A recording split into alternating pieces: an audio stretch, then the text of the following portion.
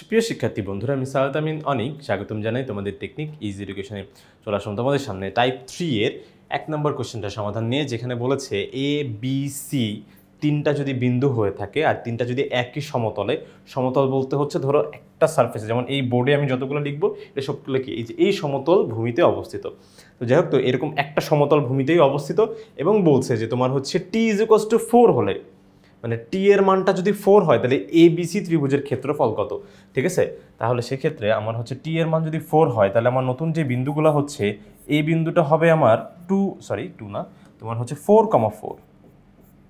এই বিন্দুটা হবে 4,4, কারণ টি বলছে, এখন টি এর মান তো 4, তাহলে হবে 4,4। ঠিক আছে, তারপরে হচ্ছে তোমার বি বিন্দু হবে এখানে 3,0। ঠিক আছে, আর সি বিন্দু হচ্ছে আমার 3,6।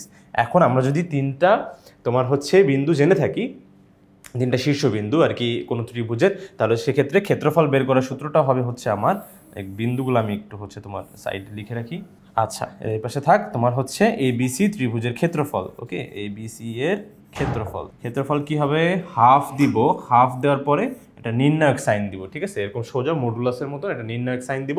এরপরে আমি কি করবো, এক এক করে মান বসাবো। তোমার হচ্ছে উপরে হবে সব এক্স অক্ষের মান, নিচে হবে ওয়াই অক্ষের মান। তাহলে কি উপরে হবে এক্স অক্ষের মান প্রথম বিন্দুর, নিচে হচ্ছে কি ওয়াই অক্ষের মান প্রথম বিন্দুর, তারপরে কি এই যে দেখো আবার 30, তারপরে কি 3,6, তারপরে যেই বিন্দু দিয়ে শুরু করতে হয় সেই বিন্দুটা আবার কি তোমার রিপিট করতে হয় শেষেও। কারণ কেন, ধরো একটা ত্রিভুজ আছে তোমার হচ্ছে এ, এটা হচ্ছে বি, দেখো এ বি আর হচ্ছে সি আছে। ধরো তুমি এ থেকে বিতে গেলা, ভালো কথা, তারপর তুমি বি থেকে সিতে গেলা, এই দেখো বি থেকে সিতে আসছো, আসার পর তুমি থেমে আসো, হলো, এটা কি ত্রিভুজ হলো? এখন কিন্তু ত্রিভুজ কমপ্লিট হয় নাই।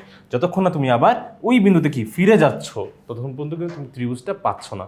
তাহলে সেক্ষেত্রে এই জন্যই তোমাকে কি করতে হবে বলো তো, এই যে দেখো তোমার হচ্ছে এই যে প্রথম যে বিন্দুটা এটাকে আবার রিপিট করতে হবে। তাহলে কি 4,4। ওকে, এতটুকু কাজ হচ্ছে আমরা ক্লিয়ার।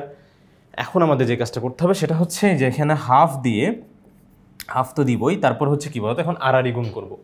আড়াআড়ি গুণ, ঠিক আছে, প্রথমে যে সফলতা ব্যর্থতার গল্প দিয়ে যে তোমার হচ্ছে প্রথমে জীবনে আসবে ব্যর্থতা কি হবে, দেখো ডাউনফল, এই যে এইভাবে তখন আড়াআড়ি গুণ করতে হবে, দেখো এইভাবে ডাউনফল দিয়ে। তাহলে কি 4 × 0 0, তারপর 3 × 6 3 6 18, এখানে চিহ্ন ওই যেটাই আসবে মানে এটা প্লাস গুণ করার পরে সেটাই কিন্তু আমি বসাবো। ঠিক আছে, তারপর দেখো এখানে 3 4 12। ওকে, এরপর এটা মাইনাস দিব, মাইনাস দিয়ে এরপর একটু চিন্তা করবো যে এতটুকু কাজ তো শেষ, এখন কি, এখন একটু কামব্যাক দিতে হবে। কামব্যাকটা কীভাবে দিব, এই যে দেখো তোমার হচ্ছে নিচ থেকে সাঁই করে উপরে উঠে যাবে, দেখো এইভাবে সাঁই, দেখছো যে এইভাবে, তখন আমি এইভাবে আড়াআড়ি গুণ করবো। ওকে, আর এখানে কিন্তু তীর চিহ্নগুলো দেওয়া যাবে না, আমি শুধুমাত্র তোমাদের বোঝানোর জন্য হচ্ছে চিহ্নগুলো ব্যবহার করছি ভাইয়া। দেখো তাহলে মাইনাস দিব, এটা কিন্তু সূত্রেরই মাইনাস। ওকে, এরপরে কি 3 4 12, তারপরে 4 3 এখানেও কত শূন্য হচ্ছে, তারপরে 4 6 24 হবে। ঠিক আছে, 24 এই গেল। এগুলোর এখন আর আমার দরকার নাই, তাহলে সেক্ষেত্রে এটা শেষ। এরপর আমার ছোট্ট ক্যালকুলেশন করলে আমার কাজ শেষ।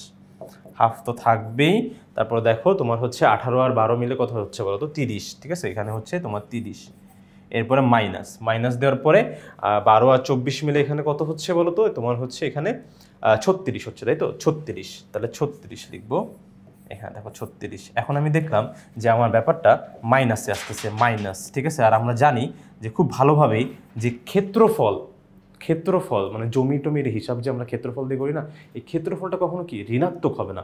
ঋণাত্মক যদি না হয় তাহলে সেক্ষেত্রে এখানে ঋণাত্মক মান রাখা যাবে না। তো এমন আছে অঙ্ক ভুল। ঠিক আছে, আমাদের ঋণাত্মক মান আসলে আমরা ঋণাত্মক মানটা রাখবো না। ঠিক আছে, অবশ্যই এটা মডুলাস দিয়ে দিব। তো মডুলাস দিলে মডুলাসের কাজ কি বলো তো, তোমার হচ্ছে ঋণাত্মককে ধনাত্মক করে দাও।